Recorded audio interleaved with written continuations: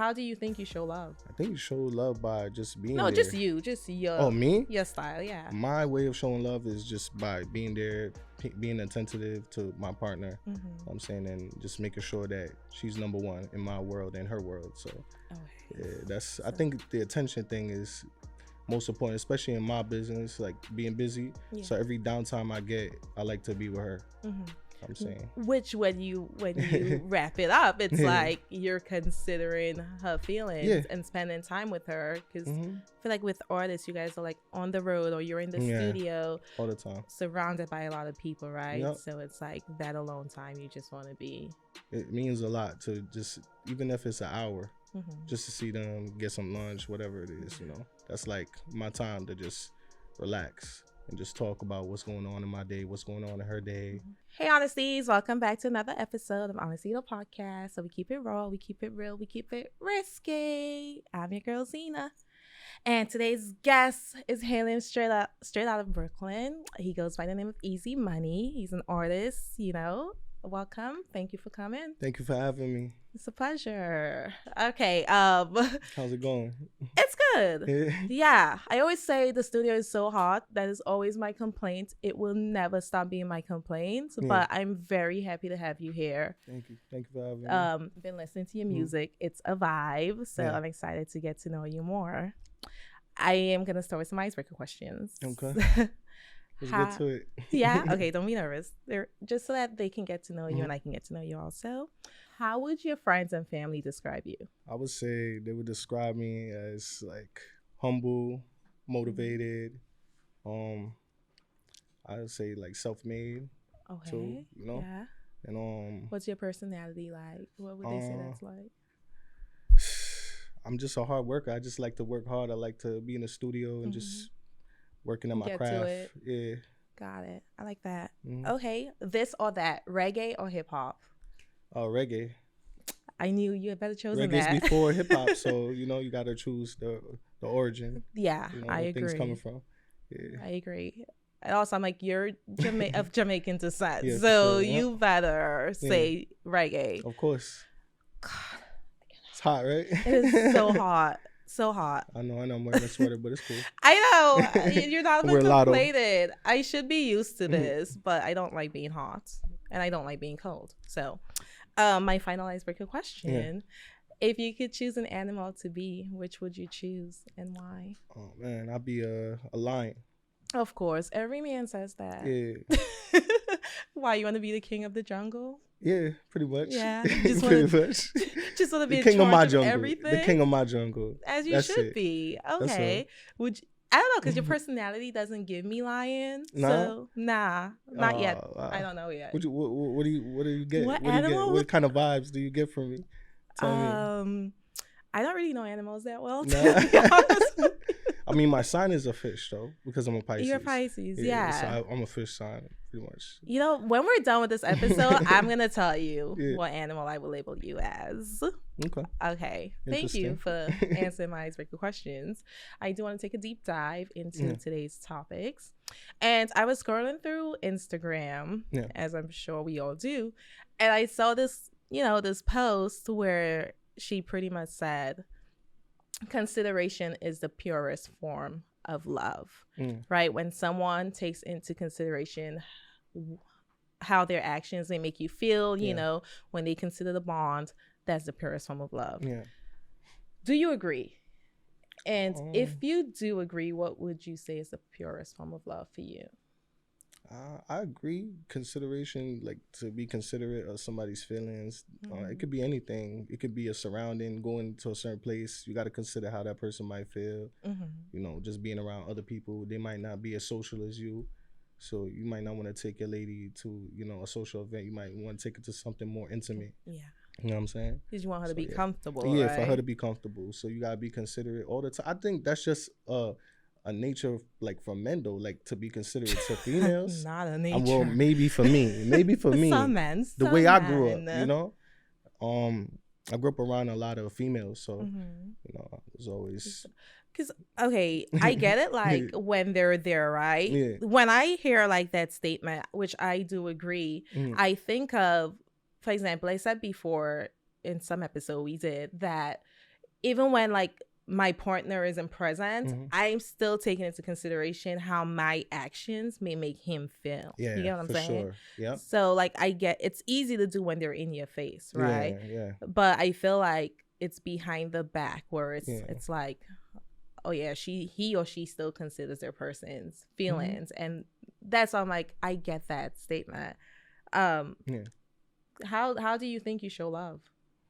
I think you show love by just being there. No, just your. Oh, me? Your style, yeah. My way of showing love is just by being there, being attentive to my partner. You know what I'm saying, and just making sure that she's number one in my world and her world. So, I think the attention thing is most important, especially in my business, like being busy. Yeah. So every downtime I get, I like to be with her.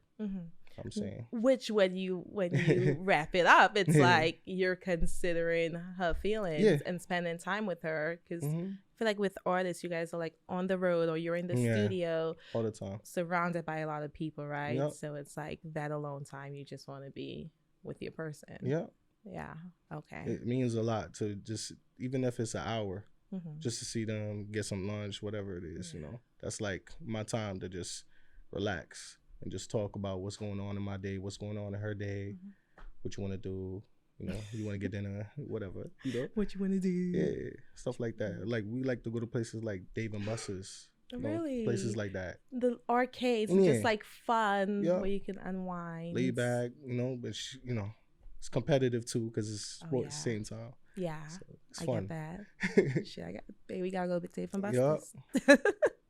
I get that. I do want to also discuss, since we're on the topic of love and relationships, just growing in relationships, right? Because sometimes when you've been with someone for a long time, you kind of, Symphony, who's on the show, she's been with her partner for like since they were like in high school. I don't know, but she's known him since 3rd grade, and she always like discusses like how difficult it is to love like the adult version of him, per se, of each other, I would say.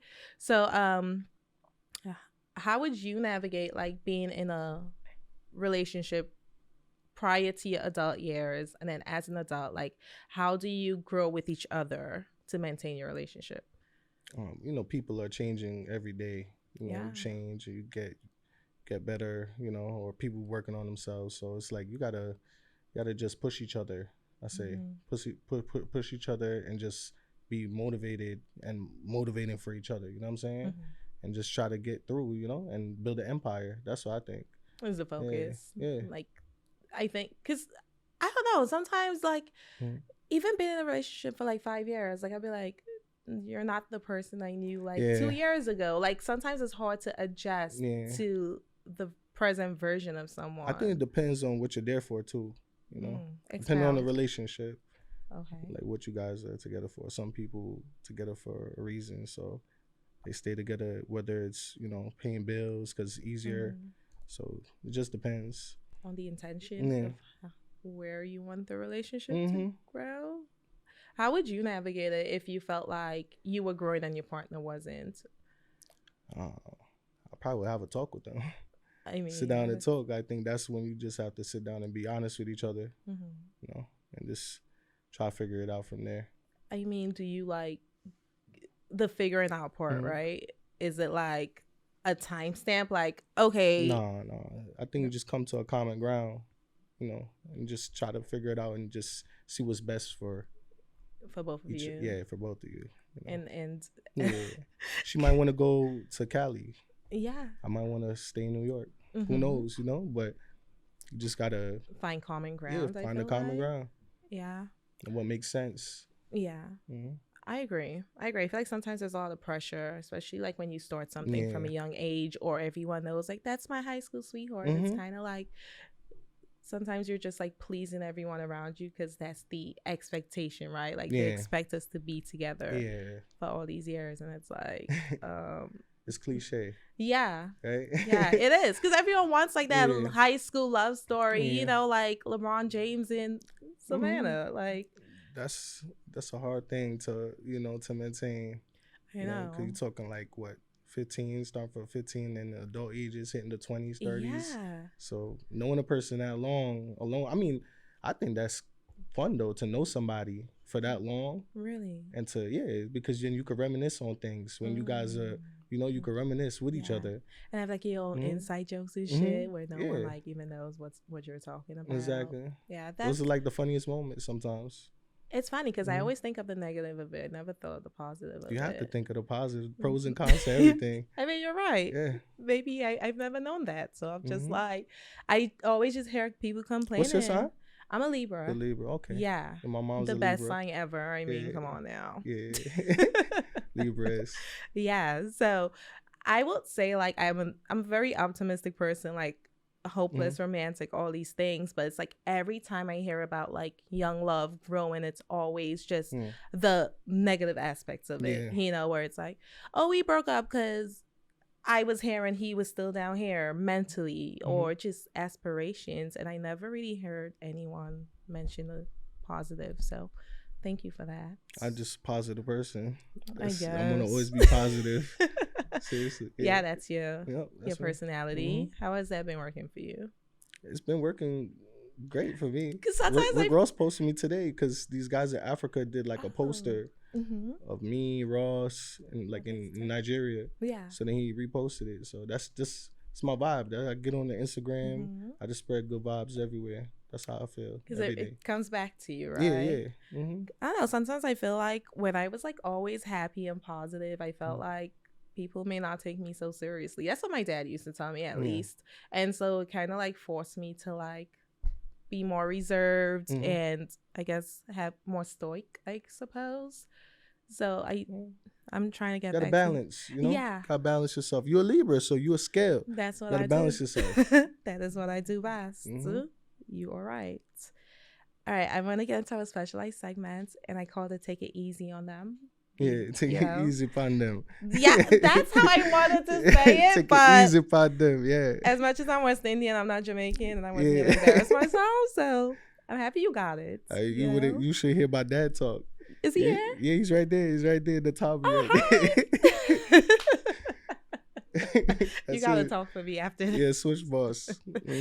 Okay, so while doing my research and speaking with you, I came across your little beef with Jah Cure, and it's so funny because I'm from St. Lucia, so I like grew up listening to him like for a long time. Actually, this is interesting. Yeah, I like this one. I like this question. You haven't know the question yet. Okay, so I'm just gonna give them just a little backstory so that they can understand the context of the question, right? You paid Jah Cure to do a verse on a song for you, and he never followed through. And when you called him out, he got very Jamaican. No offense to anyone, but all right, let's be serious. You know how people get, right? He gets defensive or whatever, so you guys go back and forth, and you like share your story on the internet. I don't think we really went back and forth. I think. Oh no, I think he just. I think he just was, that was all him because that was all him. That wasn't really me. But pretty much how you explained it, that's how it went down. How it happened. Yeah, but it was over like years. Yeah. This wasn't just like 2 years ago. This started in 2016. I was in Jamaica. I actually met him. Yeah. You know what I'm saying? In Jamaica, at like 3 a.m. in the studio with Tommy Lee. It's a different, like a whole bunch of different big super producers there at the time. At this time, I'm just trying to figure it out, Yeah, you're in the up and So we just went there, and we gave like the first down payment that time, and then this was just like years after, we just when getting, you realize like the product, the service is not being delivered. Yeah, and then he had reached out, and then he asked for like the rest of the money, but we didn't pay the full payment because nothing was done yet. He didn't even go to the studio or anything. Yeah. So after that, he reached out. We sent the rest, thinking he's gonna do it now, and that didn't happen. So we just, and then at that point we just had to like letting your story. We had to let it be known. Yeah, which anyone would. As an artist, do you feel like any publicity is good publicity? Oh yeah. Because some people might say you self-sabotaged that situation, right? Where sabotage who though? I said self, right? Because they can be looking at it like, I don't think so. That's what some people might say, because some people. That's why I'm here today, though. You gotta think big, right? I completely agree with you. I do feel like any publicity is good publicity, and also like you just sharing that story, like put a light on you, right? People can now. But you didn't know me until that happened, and saying. That led up to why we here now. It's just in Bel Air, it's a lot of different things that happened right after that. So, I think all publicity is negative, positive is good. You know, because negative, it drives other things too. And people love negativity. People choosing sides. People choosing sides too. Yeah. And people that were his fans now became my fan. Oh, because they see, that's what I'm saying, right? Because as I said, for me, I grew up on his music. So like just seeing the lack of integrity, it's like, I don't really fuck with your morals. Yeah, you know what I'm saying? Yeah. Well, I did respect him at the time, you know, before all of this though. I will say that. You know, I know you did, because as an artist, you know, I just always loved his music, just like you loved his music, just like any listener. So it was just, you know, things happen. Absolutely. I agree. Have you ever felt like you sabotaged an opportunity because you felt like you didn't deserve it, or were you always like confident in your delivery, you know, in your artistry? I think we all like get opportunities sometimes, and then we make a bad decision and probably mess up a great opportunity. So I had my fair share of opportunities that I probably didn't follow through with fully, and then it could have been something and I wasn't present, you know, stuff like that. I say of just being there. So it's about just being present more for me. Like popping out, going out more, letting people see me. Networking, yeah. You know, the ones and twos. So it's never because you felt like you didn't deserve it? Nah, it's not. Okay, yeah. Not at all. Because I always felt like from young that I felt that I belonged in the music industry, that I deserved being where I'm at, and bigger than what I am now. So absolutely, you knew what you wanted to do, and you stuck with it. That's it. Okay, got to. I want to talk about some of your music for a little bit. You've released a lot of music over the years. What is your favorite song you've released thus far? Oh man, I have so many songs. You got a big one. Or at least your favorite song in this moment, because that is hard. I don't want to do that to you. I say my favorite song in this moment right now would have to be Top General. Okay. It's produced from my father back in 1983. Okay. You know, so I say that's a more sentimental record because it wasn't just him. And at that time, music was, you couldn't even get anywhere at all. Yeah. So he was doing it at a time it was not possible, you know, for most people, unless you get really lucky or you get it with the right people. Yeah. You know, so independently, it was it wasn't even like to fathom like in the 1980s someone was like doing this by themselves. My brain can't even, you know, make it make sense. But you just released that song 2022. I think around 2022 or 21. Top General, and VP Records has it right now, so it's under like a Sony license right now. So but it's a great record. It's a reggae classic, and the beat is made from like some top legends from that played with Bob Marley like back in the days. Is that why you named it Top General? I named it Top General because of the way I'm chanting in the song. I'm like, ever since young, Top General. You know? I heard it. It's very. I was like, oh, this is the Jamaican. It's just a chant, you know. So because you give off like you not give off, like listen to your music. There's like R&B, there's reggae, there's a little hip hop, your cadence sometimes. It's a little bit of both. And I learned that from young because my father always told me it's not what you say, it's how you say it. So it's like those things stuck with me throughout the years and helped me develop my artistry now. Good and job, also my engineer too. He's here too, Mike Ashby. He produced and engineered for Cardi B, Bodak Yellow. Okay. Oh, yes. I'm like, I know that name. Bodak Yellow. Let me just, So he's that big was a time. classic. That's a classic for me personally. So he's a part of my sound too. So all these things I put in. No, I love your beats. Like there's range, right? So like I listen and sometimes I'm like, I just want to twerk. Sometimes I just want to like, you know, sit down and be in love. Like it's different. There's so much range. So many different. Which I really like. I am gonna play like 3 of my favorite songs of yours. Yeah. Right go ahead. now at least. You know. I wonder what you think I'll start with. And I want you to tell me what vibe you were in when creating these songs, right? Okay. Dope. And I want y'all to listen, my audience, or if you're watching. All right. What song is this? Pineapple. Yeah, this song is a big record, actually. It went viral. So I have good taste in music. But when I made this song, I was actually looking at a pineapple lamp. Really? Yeah, in Target. The pineapple lamps in Target. Not in Target. Yeah, I was just walking and I seen the pineapple. And that was I bought it. No, I bought the lamp. Okay. And I just put it because it was a vibe. It was a vibey lamp. So I just bought it. I put it in the room and I was just recording. I was playing this beat. This guy, his name is Old Boy. He's from Germany. Okay. And he produced the beat. Yeah. I really like it. Yeah. It's a big beat. Yeah. So you write your own music also? Yeah. I write music. Sometimes it depends the mood. I just go in the studio and I just might go off the top. Yeah. And then if I mess up, my engineer, he just punch me in, stuff like that. That's how I do it. I just vibe out. It's very simple. I like it. Okay. My next song I'm going to play is...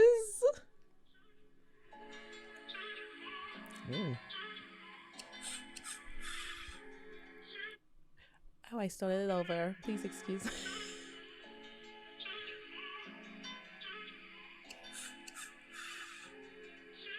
Gonna let the beat drop.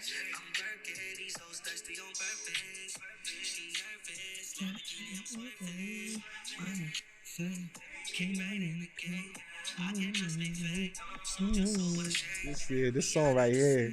It's so good. Yeah, this was a crazy vibe. I just felt like, I don't know, I was in my bag right here. You seriously, I can see the studio. I can see everyone just hyped. That's what I imagine when I see it. Yeah, Mike up right here shot it. He shot the live performance for it. Oh, and nice. It was just a vibe. That was a vibe. Like just seeing that, that performance. And it's just a real edgy R&B song that's like sexy at the same time. Yeah. So it just puts you in a vibe and just feel like you want to drive and cruise and just legit. If you smoke, you want to smoke, smoking, just chilling. That's literally how I feel. Yeah. And there's the hypeness and then there's also like yes, you have a little Jersey in there too, mixed in with the production. Wow. The little Jersey. Yeah. I don't know nothing about music, y'all. It's like Jersey, like the up-tempo, the dance Jersey, Oh. They doing that's like a new sound that's happening right now too, like out of Jersey. Oh, I did not know that. I learned something new today. Yeah. Okay. I'm going to play my last favorite song. Damn, I got two more actually. How do I? Fuck it, I'm going for two. 2 for 2. We're going in. Okay. Oh. It's a new one. Yeah. Yeah, Mike, you just mixed this one. Remember that? Yeah. Enough forgot. Ooh, this is a real vibe right here too. I'm not gonna lie, I was. Yeah, Yeah. This is definitely the Caribbean vibe. Here. Different vibes. I was definitely drinking this. You drinking Bel Air? For sure, I was drinking Bel Air when I made this one. That's a vibe it gets you in. Put a little, I think this is like a little cranium. Little cranium right here. You know what I'm saying? It is. We break the Brinks. We break the Brinks truck, Me and Shorty got the Brinks. We out. You feel me? I get it. The Brinks truck, the Brinks truck. Money. Nobody have to know. We break the Brinks truck. Oh. So, nobody got to know that we got the money, but we out. Yeah. Okay. And a little bit of Elephant Man. I seen Enough God, yes. But I never seen a dance like big ups Elephant Man. The energy that was guy. Nostalgic as hell, to be honest with you. Yeah, it kind of bring you back a little bit too from the vibes of the dance hall from the early 2000s. Yeah, which I lived on. Yeah, and then with what's going on right now with people sampling like those records that were so big, I could make my own records regardless, but I just think it's so fun because these records I actually loved. And to put your own twist on it and to have your own words, and I think it's a nice way to pay homage to people. I love those artists. Their music, those are at times that, get you through the energy, man. That dance or that real. You just had to be there to witness that time. Had to. Like, you just the basement had to. parties, you had to witness that. Like, I went through where people used to put holes in the walls. Like, that's real throwback, you know? I love that time in music. So, like, listen to this song. Like, yeah, I really like this song. All right, this is my last song. Unfortunately. Oh, Empire. Yeah. That's how you know your music. As soon as you hear the beat, you're like, this is a song. Mm-hmm. Yeah. That beat fire too. Mm-hmm. Made by Travis. Produced by Travis. Made by Travis. Mm-hmm. Yeah, this is a point. I was meeting like a lot of producers, up and coming producers. So, you know, I like to help artists and producers come up too with like everything that I'm doing. So I just reaching out to a lot of them, and they filled up my whole email, like 4,000 beats. Sheesh. So this is one of the producers that I worked with. What's his name? Made by Travis. Yeah, okay. Yeah. No, I forgot where he's from, but I think he's in the States. Oh, but he's like 19 years old. So wow. No, this is a fire beat. What were you thinking? Because you're like, money comes and go, and then this empire building on your own. Is that what I got there? I was thinking more so like my record label, because at that time I was like rebuilding. I think it's like 2020. So I was rebuilding around this time. This time I just got verified, and a lot of things was happening. Okay. And then right after I dropped this song, the Jah Cure situation happened too. It's an interesting year. Yeah, that was very, very much in alignment with the situation. Yeah. Wow. I could do this all day. I could literally sit down and like get the backstories of your songs all day, but it's a story to every song. It's so crazy. It's because it really is a story, every song. I can imagine. What are you working on right now? I'm working on a Christmas project right now. Ooh, not coming from Mariah Carey. Tell me more about that. My Christmas project is edgy, urban, it's sexy. And then I got a little bit of reggae on it, got R&B, and then I got a little bit of hip hop. So got a new single coming out soon, called Frost, Jack Frost, produced by Minto. I like that. And that's Skillibeng's producer. Okay. So I'm working with like all top producers right now. Who's your favorite artist you've worked with so far? Producer? Artist. I'm gonna just go with Skillibeng, because Skillibeng gave me the feature. Yeah, that's dope. He gave me a feature, so he's gonna be on my album. Nice. Yeah, so Skillibeng, and plus because of his breakout, not just because like he gave me the feature, but also the way he came up as an artist, you know, that was like very inspiring. You like literally see the progress. Yeah. Yeah, and also it's kind of similar to yours, right? He heard my song and he did it like the same day. Wow, congrats! I like thank that you. For you. Clap for you. Thank you. Yes. Okay, well, we do have to wrap this up. Let them know where they can find your social media handles, you know, projects you're working on, so music. We got the Christmas project coming out. Make sure you get it, because this project is this is going to be the only Christmas project I'll put out, because it's that good. Okay. When should we expect that? It should be out the top of December. Okay. Yeah, the first single should drop the end of November. Got it. Yeah, and then I got multiple projects. Just look out for the album, and you can follow me on Instagram, Big Bag Blue Hundreds. That's spelled. Literally how it's spelled. Literally as spelled. And it's verified, so you can't miss it. You cannot miss it. You could type my name in Google, like, you know, what people say, what it type my name in Google me. You know? EAZI MONEY. That's Eazi it. Money. Okay. And shout out to Bel Air and Rick Ross and the whole social entertainment, everybody that came out to support me. And to you, to the podcast, congrats to you. Thank you. You going up too. So I know. We all going. Thank you. Seriously, we have a whole audience here, y'all. Thank you so much for coming. It was so great getting to know you. Yeah, this was dope. And your music. And we shall do this again. Yeah.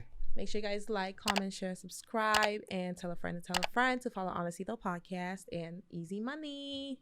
Until then, see y'all next week. Be outside. Bye.